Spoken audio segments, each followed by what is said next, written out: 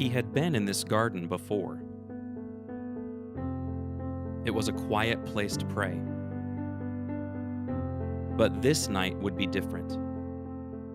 It would begin the culmination of God's masterful plan.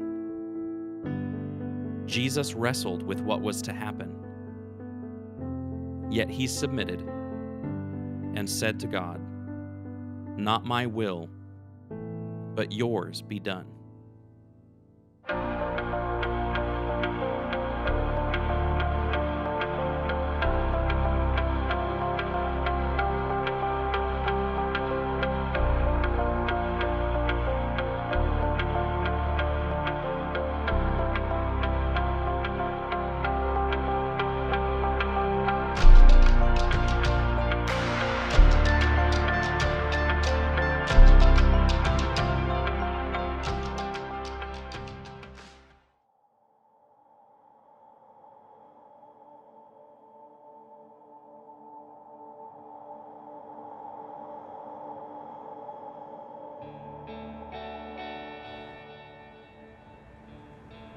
Jeremy, we've come to the Church of All Nations, which sits on the traditional site of the Garden of Gethsemane on the eastern side of Jerusalem. Now, obviously it's closed. It's dark, we're not gonna be able to get in.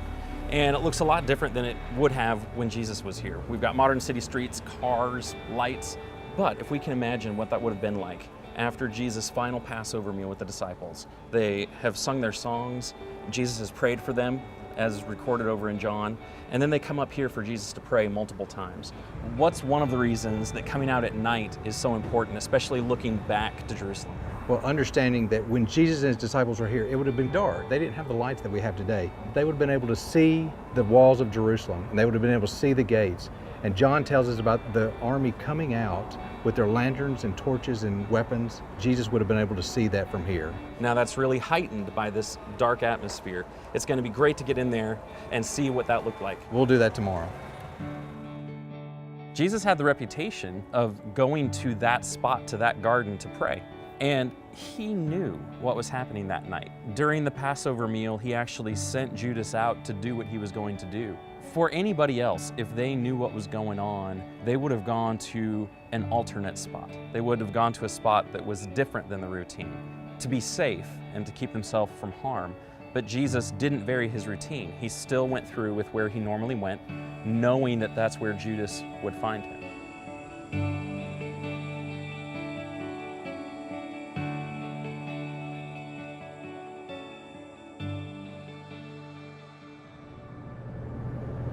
I was a little disappointed we couldn't get into the Garden of Gethsemane at night. I understand why, but it's exciting to go back.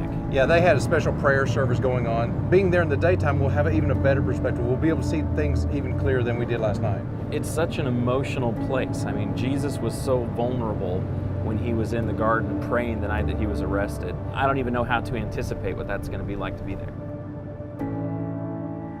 Jeremy, we've entered the courtyard of the Church of All Nations, which sits on the traditional location of the Garden of Gethsemane. This building was built in the 1920s, and it was built on top of the foundations of a 4th century Byzantine chapel and a 12th century Crusader basilica. In the 1st century, there was an oil press here. Of course, in Aramaic, the word Gethsemane means oil press.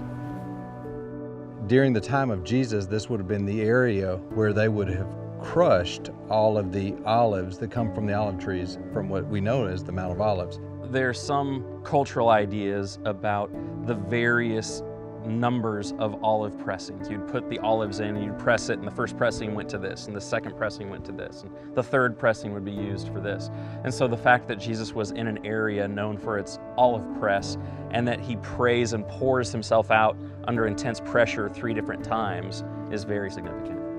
This was a place where he was known to go to for just some solitude. And so this is a place where on the night he was betrayed, he felt it was a good place for him to go and talk to his Father, and he carried some of the disciples there with him.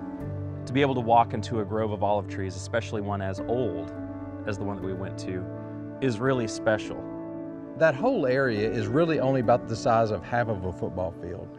If the church building or the olive trees aren't sitting in the exact location, it's very close. Jesus prayed all through his life. Prayer was something special for him. He set aside time to make sure to communicate with the Father. This night was especially significant for him. It's just before his betrayal, it's just before his arrest. He comes here to pray 3 times to ask God if there's any way possible that he could avoid the cross and everything that went along with the cross. The Gospels tell us that Jesus prayed, that he had a habit of praying, that he would go off by himself to pray. But it's not very often that the Gospels give us the words of his prayers.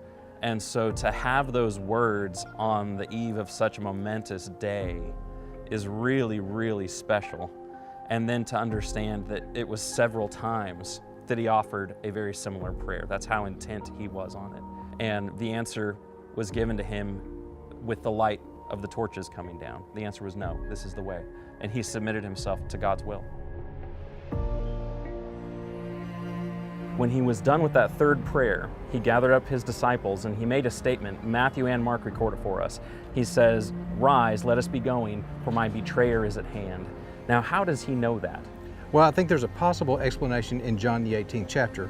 In verse 1, it says, "When Jesus had spoken these words, he went out with his disciples across the brook Kidron, where there was a garden where he and his disciples entered. Now Judas, who betrayed him, also knew the place, for Jesus often met there with his disciples. So Judas, having procured a band of soldiers and some officers from the chief priests and the Pharisees, went there with lanterns and torches and weapons." You remember when we were here last night and it was dark?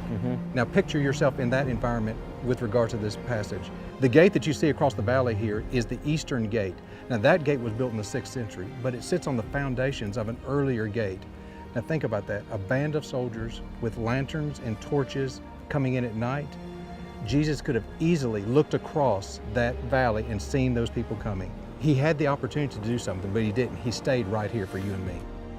And we don't know exactly which gate those soldiers came out, but that gate seems logical given its location.